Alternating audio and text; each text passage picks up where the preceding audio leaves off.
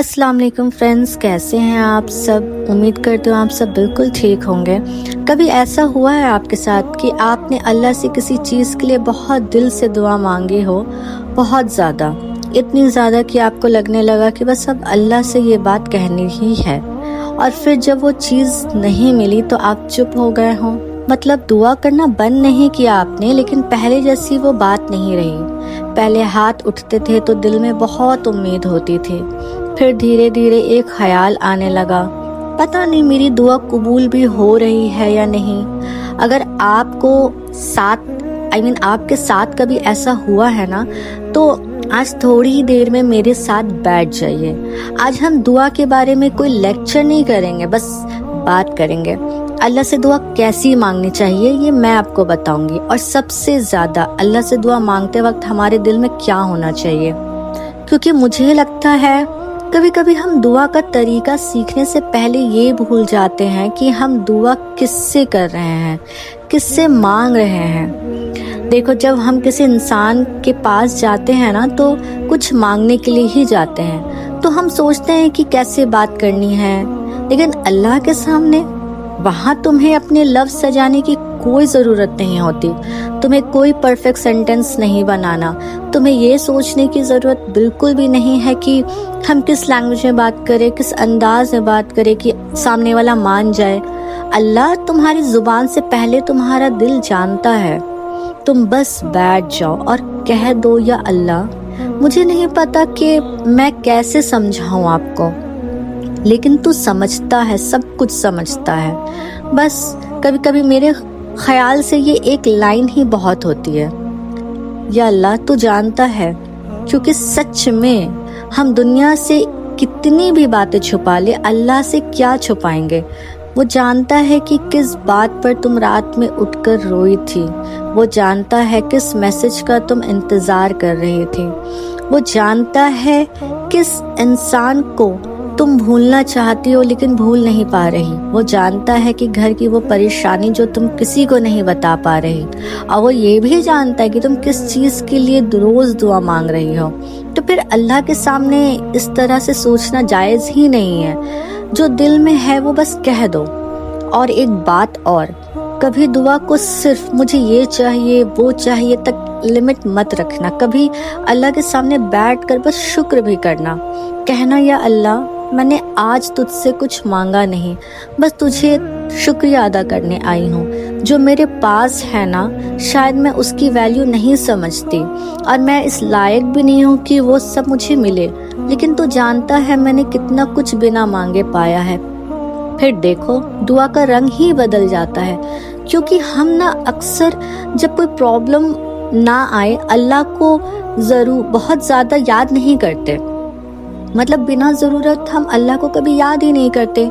Problem आई, हाथ उठ गए, दिल टूटा, दुआ शुरू हो गई। रिस्क की टेंशन हुई, दुआ करने लगे।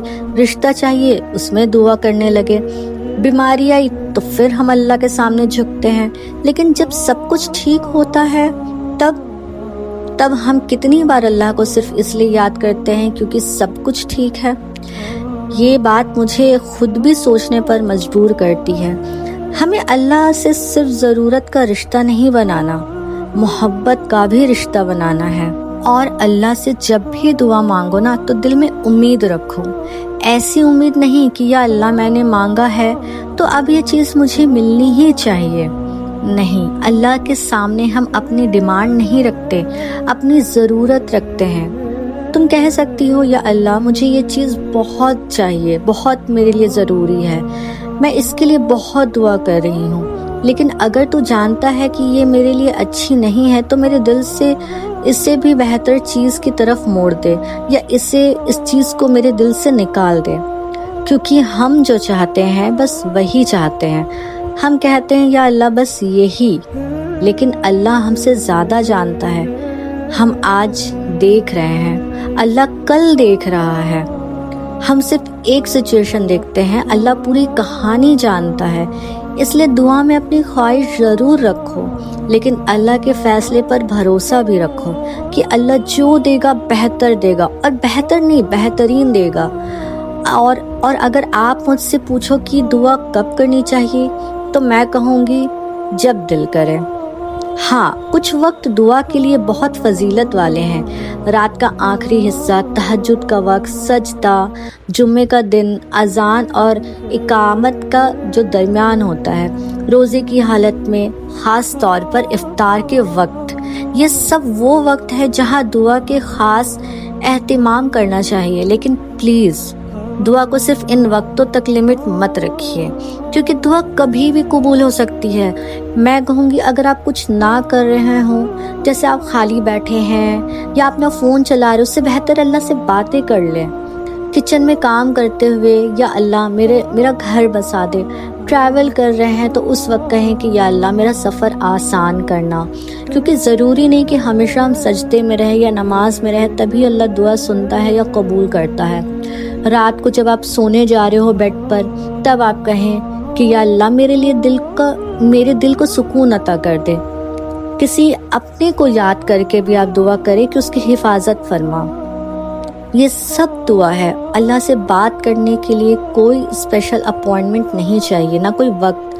اور مجھے ایک چیز بہت خوبصورت لگتی ہے، جب کوئی انسان دوسروں کے لیے دعا کرتا ہے، کبھی ٹرائی کرنا، اکیلے میں بیٹھنا اور اپنے لیے مانگنے کے بعد کہنا یا اللہ اب میرے گھر والوں کے لیے، یا اللہ جو میری آڈینس میں سے پریشان ہے اس کے لیے، یا پھر جو یہ ویڈیو سن رہے ہیں میری اور اندر سے ٹوٹ چکے ہیں اس کے لیے۔ پتہ ہے کیا ہو سکتا ہے تمہیں اس انسان کی پرابلم کا پتہ بھی نہ ہو، لیکن اللہ کو پتہ ہے تمہاری دعا اس تک کیسے پہنچتی ہے۔ یہ اللہ کا کام ہے، کیونکہ کہتے ہیں نا آپ دوسروں کے حق میں دعا کریں گے نا تو فرشتے آپ کے حق میں دعا کرتے ہیں۔ تم بس دعا کرو۔ اور سب سے ضروری چیز جو ہم سب کو سمجھنی چاہیے وہ ہے صبر۔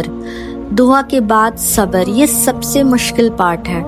مانگنا تو بہت آسان ہے، لیکن انتظار کرنا بہت زیادہ مشکل ہوتا ہے۔ ہم دعا کرتے ہیں، پھر فون دیکھتے ہیں، پھر کیلنڈر دیکھتے ہیں، پھر سوچتے ہیں کہ اب تک کیوں نہیں ہوئی ہماری دعا پوری، یا ہماری دعا قبول کیوں نہیں ہوئی۔ لیکن کبھی یہ نہیں سوچتے شاید اللہ میرے لیے وقت بنا رہا ہے یا صحیح وقت کا انتظار کریں ہم۔ کبھی جواب ہاں ہوتا ہے، کبھی ابھی نہیں، اور کبھی اللہ کسی اور طریقے سے ہماری مدد کرتا ہے۔ تو اس لیے صرف دعا کرنا مت چھوڑ دینا کہ تمہیں اپنی آنکھوں سے رزلٹ نہیں دکھ رہا۔ تمہیں کیا پتا کہ اللہ تمہاری دعا کس حالت میں قبول کر رہا ہے۔ ہو سکتا ہے تمہارے اوپر بہت بڑی مصیبت آنے والی تھی اور اللہ نے اس حال میں تمہاری دعا کو قبول کر کے تمہارے اوپر جو بہت بڑی مصیبت آنے والی تھی اس کو اللہ نے ہٹا دیا۔ یا پھر ایسا ہو سکتا ہے کہ تمہارے لیے آخرت میں رکھی ہو وہ دعا، کیونکہ ہم تو سوچتے ہیں کہ دنیا میں ہمیں جو مل جائے بس وہی ہے، لیکن کیا پتا اللہ تمہارے کسی گناہ کو معاف کر دے تمہاری اس دعا کے بدلے، کیونکہ آخرت میں جو عذاب ملے گا وہ آپ کو بھی پتا ہے کہ دنیا سے کہیں زیادہ بڑھ کر ہوگا اور انسان کبھی برداشت نہیں کر پائے گا۔ تمہارا کام ہے مانگنا، اللہ کا کام ہے فیصلہ کرنا۔ اور اگر تم بہت ٹائم سے ایک ہی دعا کر رہے ہو اور اب تک دل تھک گیا ہے تو پلیز میری بات سنو، دعا کو مت چھوڑنا۔ آپ کو اگر رونا بھی آ رہا ہے تو رو لو، رو کر مانگو۔ لفظ نہیں مل رہے تو چپ رہ کر بھی بس ہاتھ اٹھا لو اور رو لو اللہ کے سامنے۔ کبھی صرف ہاتھ اٹھا کر کہہ دو یا اللہ مجھے نہیں پتا کیا مانگنا ہے، تو میرے لیے بہتر جانتا ہے۔